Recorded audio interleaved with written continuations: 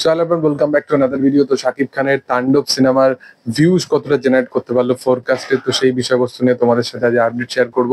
তো মূলত তোমাদেরকে বলে রাখি যে এখনো পর্যন্ত বরবাদ কিন্তু রমরমিয়ে চলছে। বরবাদের কালেকশন রিলেটেড এখনো পর্যন্ত সেইভাবে আপডেট পাইনি বলে তোমাদের সাথে শেয়ার করতে পারিনি। বাট তোমাদেরকে বলে রাখি যে বরবাদ সিনেমা এখনো পর্যন্ত কিন্তু রমরমিয়ে ব্যবসা করছে, ডাবল ডিজিট কালেকশন করতে চলেছে। এবং আজকে ফ্রাইডে, আজকে কিন্তু আবার জাম্প আনতে চলেছে বরবাদ।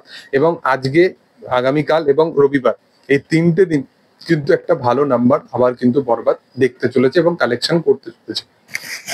দেখার যে 100 কারো ক্লাবে পৌঁছায় কিনা। এবং অলরেডি অডিয়েন্স তো বলা শুরু করে দিয়েছে যে বরবাদ পৌঁছাক না পৌঁছাক, তাণ্ডবকে তো পৌঁছে দেবো। মানে তাণ্ডবের যেরকম বাস ক্রেজ, তাণ্ডব নিয়ে অলরেডি বরবাদের সাথে কম্পারিজন শুরু হয়ে গেছে। মানে একটা ইন্ডাস্ট্রিতে অন্য কোনো অভিনেতাই নেই, যার সিনেমা এসছে, যে মেগাস্টারের সিনেমা এসছে তার সাথেই তার আবার কম্পারিজন চলছে। তো যাই হোক, ফোরকাস্ট এলো, ফোরকাস্টটা 13 মিলিয়নের মতো ভিউজ জেনারেট করতে পেরেছে, যেটা হিউজ কাইন্ড অফ একটা ভিউজ জেনারেট করতে পেরেছে। এবং এটাই মেগাস্টারের পাওয়ার, এটাই শাকিব খানের পাওয়ার। এবং শাকিব খান বলি এই সমস্তগুলো খুবই, মানে বলতে পারো যে কমফোর্টেবলি আমরা একসেপ্ট করে নিতে পারি যে বিশাল এই যে রেকর্ড ব্রেকিং, এই ব্রেকিং, ওইগুলো আমাদের কাছে খুবই, মানে মেগাস্টার সাকিবিয়ান যারা আছে তাদের কাছে এই বিষয়গুলো খুবই, বলতে পারো যে একদম তুচ্ছ ব্যাপার। কারণ রেকর্ড ডে বাই ডে মানুষটা ভাঙতেই থাকে। তো যেটা ব্যাপারটা, যে বিষয়টা নিয়ে অ্যাকচুয়ালি কথা বলতে এসেছি, সেটা হচ্ছে যে তাণ্ডবের শুটিং আপডেট নিয়ে। তো তাণ্ডব সিনেমার কিন্তু শ্রীলঙ্কার পোর্শন যতটা আপডেট আমি পেয়েছি, সেটা কিন্তু শুটিং কমপ্লিট হয়েছে। আইটেম নাম্বার নিয়েও তোমাদেরকে অলরেডি আমি আপডেট দিয়ে দিয়েছি যে আইটেম নাম্বারটাও কিন্তু 24 তারিখ থেকে শুট শুরু হবে। বাট এই মাসেতেই কিন্তু একটা আপকামিং দিনে কিন্তু একটা গান কিন্তু আমরা দেখতে পেতে চলেছি। সম্ভবত সেটা রোমান্টিক ট্র্যাকটাই হতে পারে।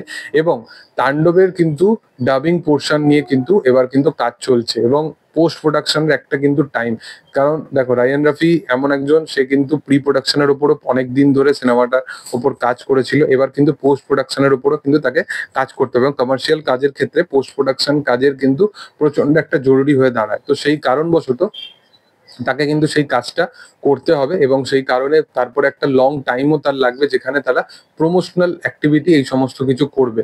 এবং অবশ্যই বাংলাদেশে তার ছবির কোনো প্রমোশনের দরকার নেই, বাট তারপরেও প্রমোশন এখন করতে হবে, এটাই হচ্ছে ব্যাপার।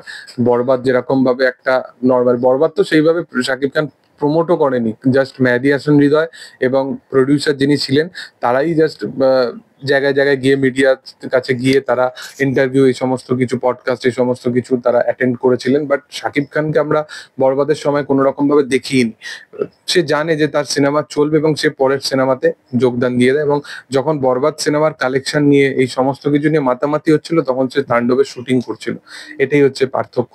তো যাই হোক, তাণ্ডব সিনেমার আপকামিং কিছু এলে তোমাদের সাথে অবশ্যই শেয়ার করব। তোমাদের কি বক্তব্যের বিষয় নিয়ে সেটা তোমরা অবশ্যই কমেন্ট সেকশনে আনতে পারো। এবং ভিডিও যদি ভালো লেগে থাকে অবশ্যই চ্যানেলটাকে লাইক করো, শেয়ার করো, সাবস্ক্রাইব করো এবং পাশে থাকা বেল আইকনটা অবশ্যই প্রেস করে দিও। Thank you all, by.